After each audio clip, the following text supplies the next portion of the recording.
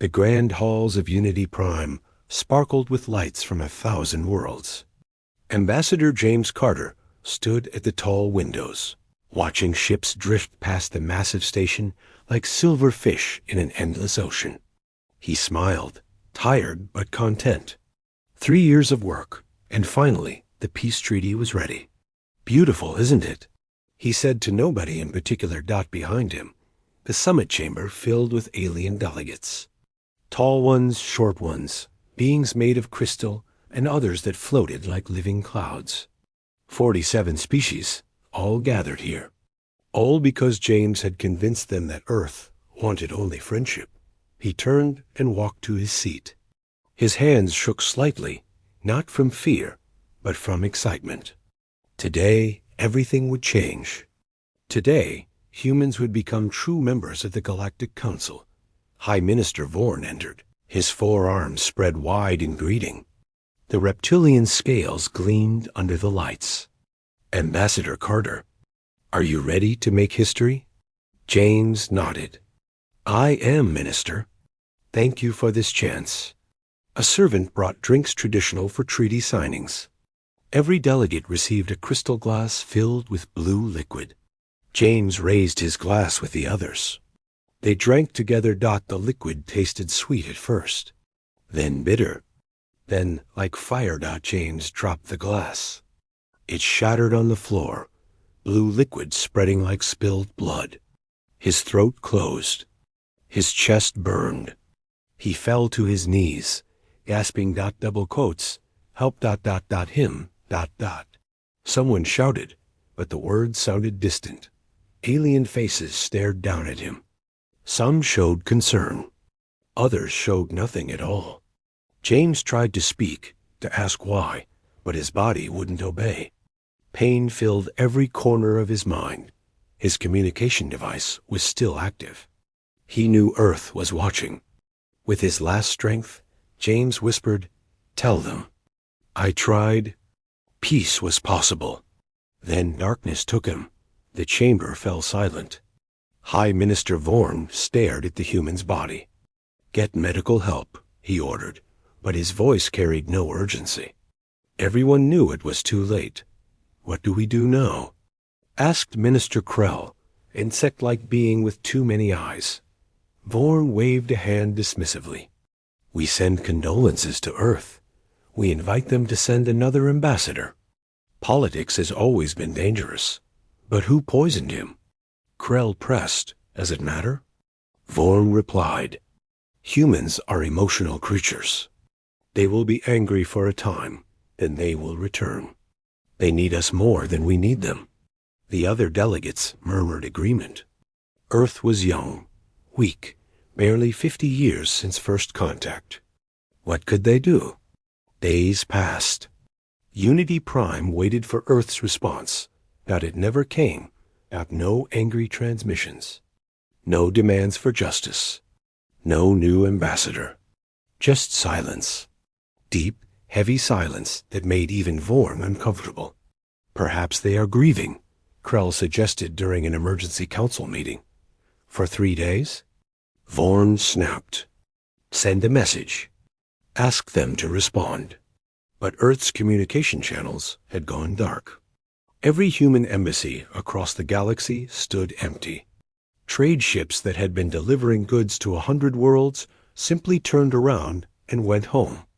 No explanations. No warnings. On the edge of human space, something else was happening. Something the Council didn't see yet.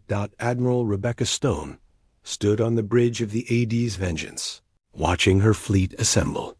50 ships, then 100, then 200. Warships pulling in from every corner of Earth's territory. "Admiral, the Council is trying to reach us again," her communications officer reported. "Ignore them," Stone said coldly. She looked at the image displayed on the main screen, James Carter's last moments. His final words. She had watched it 50 times. Each time, her anger grew colder, sharper, like a blade being forged in ice instead of fire. "Ma'am, all human personnel have been evacuated from Council space. Another officer reported. "We're clear to proceed." Stone nodded slowly. "Good. Send the message." Across every council channel, on every station and ship, Rebecca Stone's face appeared. Her expression was calm, but her eyes held something that made even battle-hardened aliens nervous. "I am Admiral Rebecca Stone of the Earth Defense Force," she began, her voice quiet but clear. "3 days ago, you murdered our ambassador. James Carter came to you in peace. He trusted you. He believed in unity between our peoples." She paused, letting the words sink in. "You answered his trust with poison. You killed a good man who wanted only friendship." Another pause. "Longer this time. Now you will learn what humans do to those who betray us. Now you will understand why Earth has no predators left on our world. We didn't talk them into extinction. The transmission ended. Across Unity Prime. Alarms began to sound. Human warships had just entered. Council Space **High, Minister Vorn watched the tactical display with growing disbelief. 200 human warships sat at the edge of Council Space, holding position like patient predators. "This is madness," he muttered. "They cannot threaten the entire Council over one death." His military commander, General Thrace, studied the human fleet positions with worried eyes. The insect warrior's antennae twitched nervously. "Minister, we should negotiate. We know almost nothing about human military capabilities." "Nonsense," Vorn snapped. "Humans have been in space for barely 50 years. What can they possibly know of war that we haven't mastered in 10,000? With respect, Minister, Earth unified their entire planet under one government. Do you know how rare that is? Most species reach space while still divided into dozens of nation-states. Humans did something different." Vorn waved all 4 arms dismissively. "Send the Second Fleet, 200 ships to match theirs. Show them that we don't fear their little tantrum." Thrace's mandibles clicked in distress, but he obeyed. Within hours, the Council's Second Fleet departed Unity Prime 200 warships crewed by the galaxy's finest warriors. Proud soldiers from 20 different species. Veterans of 100 campaigns. They flew toward the human fleet with confidence. It was the last mistake many of them would ever make. Admiral Stone watched the alien armada approach. Her tactical officer called out distances, speeds, fleet compositions. Stone listened with half an ear. She had studied these species for 3 years, learning everything James had discovered about them. The aliens fought with honor. They broadcast challenges. They arranged their fleets in traditional formations. They followed ancient rules of engagement passed down through centuries. Humans had no such traditions. Humans had only one rule: win.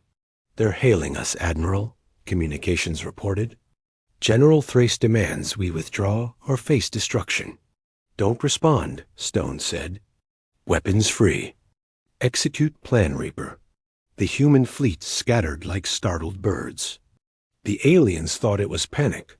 Their warriors cheered, sensing easy victory. They chased the fleeing human ships, breaking their own formations to pursue. Then the traps sprang. Human ships that had seemed to flee suddenly reversed course. Weapons that had appeared offline blazed to life. The aliens had expected traditional ship-to-ship combat. Instead, they found themselves ambushed from all sides. The humans targeted command vessels first. Without coordination, the alien fleet descended into chaos. Ship captains used to following orders suddenly had to think for themselves. They weren't trained for that. Worse, the humans used tactics the aliens had never seen. No honorable challenges. No warning shots. Just brutal, efficient violence. Human missiles didn't aim for shields or armor. They targeted engines, weapons, life support. They crippled rather than destroyed, spreading fear and confusion. Within 2 hours, 50 alien ships were dead in space. Within 4 hours, another 70 were retreating. By the 6th hour, General Thrace sent a desperate transmission. "We surrender. Please, we surrender." Admiral Stone's face appeared on every surviving alien vessel. "You may retreat," she said simply. "Tell your council what happens when you murder our friends." The broken alien fleet limped home. Of 200 ships, only 73 survived intact. The rest floated as wreckage or crawled back damaged beyond repair. The Galactic Council sat in stunned silence. "Impossible," Vorn whispered, staring at the casualty reports. "This is impossible." While the Council reeled, Earth's intelligence network moved into action. Agents who had lived quietly on alien worlds for years suddenly became active. Human merchants who seemed harmless revealed themselves as trained operatives. Even some aliens, those who had loved James Carter, offered information. Michael Torres ran Earth's intelligence service from a secure facility deep beneath Geneva. He sorted through incoming reports with grim satisfaction. Humans had always been good at two things: making friends and gathering secrets. "We've identified 3 suspects," he told Admiral Stone via encrypted channel. 2 minor nobles from the Drex Consortium, and 1 council aide named Vex. "But there's more, Admiral. The evidence suggests they had help from someone higher up." "How high?" Stone asked. Torres hesitated. "We're still investigating, but possibly council leadership itself." Stone's jaw tightened. "Find proof." "I want names." "Yes, ma'am." "But Admiral, if this goes high enough, we could be looking at civil war across the entire council." "Good," Stone replied. "Let them tear themselves apart, wondering who betrayed them. Let them feel what we felt." Across the galaxy, panic spread like wildfire. Trade routes collapsed as human shipping companies withdrew. Colony worlds that depended on human food shipments faced starvation. Financial markets crashed as investors realized how deeply Earth had become woven into the galactic economy. In just 3 years, James Carter had made Earth essential. Now his death was tearing everything apart. Some council members called for peace. Others demanded Earth be crushed before humans grew stronger. Arguments filled the chambers. Species that had been allies for centuries began viewing each other with suspicion. If someone could poison Earth's ambassador during a peace summit, who else might they target? Unity Prime, designed to bring the galaxy together, became a place of fear and accusation. On Earth, millions mourned James Carter. They held vigils in every city. His face appeared on buildings, his words quoted in every language. He had been their best hope for peace, their proof that humans could be more than warriors. And someone had killed him. Admiral Stone stood before the Earth Council, the governing body of humanity's unified world. 15 representatives from every continent watched her with hard eyes. "The investigation continues," she reported, "but we have enough evidence to act." The assassination was planned by members of the Drex Consortium, with support from at least 1 council minister. Possibly more. "What do you recommend, Admiral?" asked Council Speaker Davis, an elderly woman with steel in her voice. Stone didn't hesitate. "We finish what we started. We find everyone involved, and we make sure the galaxy never forgets what happens when you betray Earth's trust." "And if the Council fights back?" Stone smiled, but there was no warmth in it. "Then we show them what 3 years of peace bought us. We show them the weapons we built while James talked about friendship. We show them that humans can walk 2 paths at once, one hand extended in peace, the other holding a sword." The Council voted unanimously. Earth was going to war. In orbit above Earth. Massive shipyards that had seemed to build only cargo vessels suddenly revealed their true purpose. The civilian ships were facades. Beneath their hulls lay warships unlike anything the galaxy had ever seen. The 3rd Fleet began launching. Then the 4th, then the 5th. Admiral Stone watched them rise into the black. Hundreds of ships humanity had built in secret. James had bought time with his diplomacy. Earth had used that time well. Send a message to Unity Prime, Stone ordered. Tell High Minister Vorn we're coming. Tell him to have James's killers ready for justice. And if he refuses? Her XO asked. Then we take them by force. And anyone who stands in our way learns why. Earth's greatest generals studied something called the World Wars. Conflicts so terrible, we swore never to fight each other again. She paused, looking at James's photo on her display. We saved that fury for anyone who threatens our people. The galaxy is about to learn what human war really means. Far across space, in the halls of Unity Prime, alarms screamed warnings.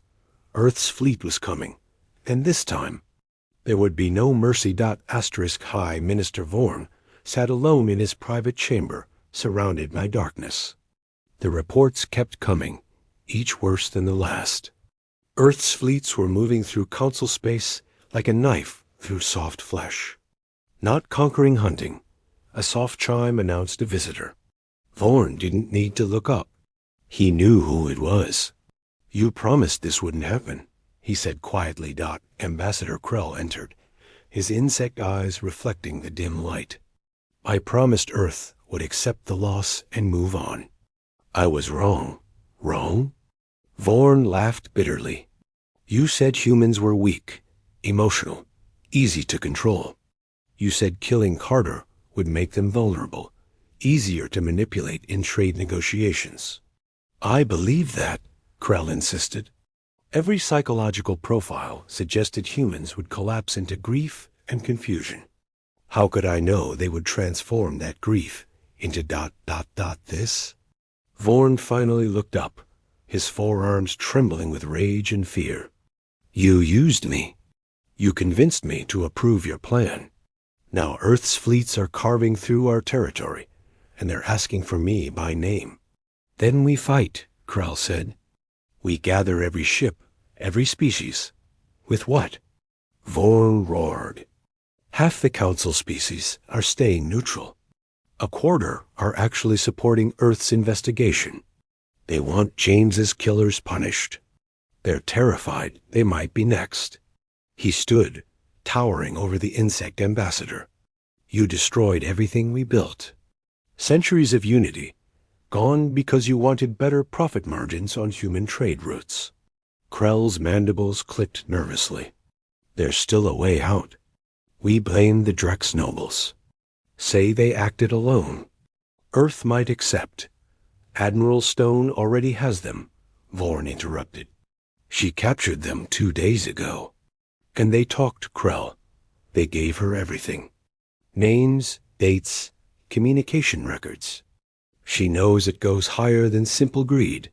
The color drained from Krell's carapace. Does she know about me? Not yet. But Earth's intelligence service is very thorough. They'll find the connection soon. Vorn walked to the window, staring at the warships gathering outside Unity Prime. I should hand you over. By mercy for the Council. You can't. We had an agreement. We had a conspiracy, Vorn corrected. One that killed an innocent man who wanted only peace. One that might destroy the entire Galactic Council. Aboard the Vengeance, Director Torres handed Admiral Stone a data tablet. We found it. The final piece. Stone read the report, her expression darkening with each line. Ambassador Krell. He arranged everything.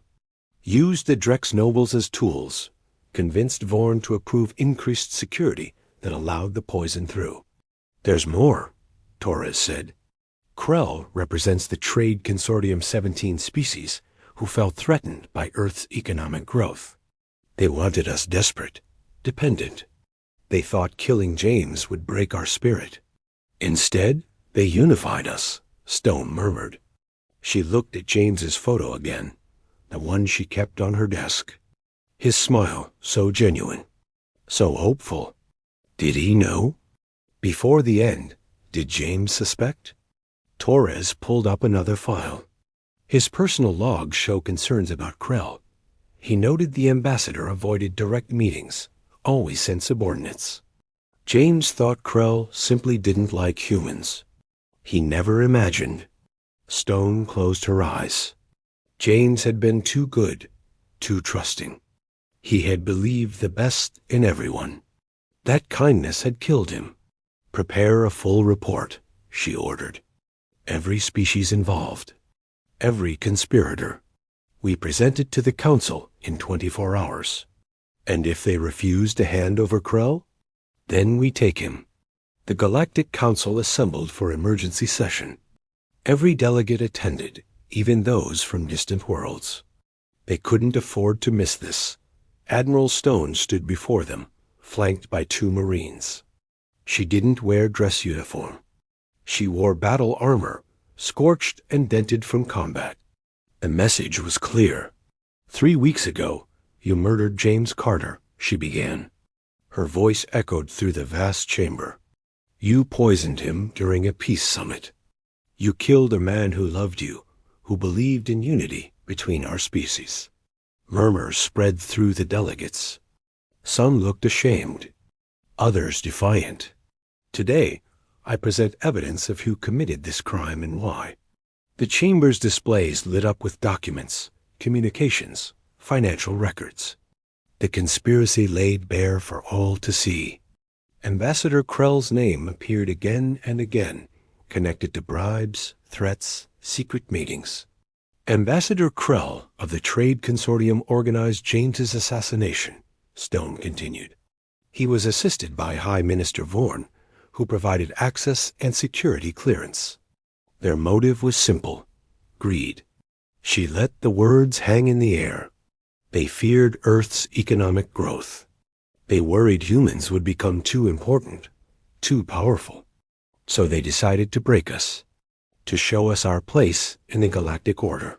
Stone turned, her eyes finding Krell in the crowd.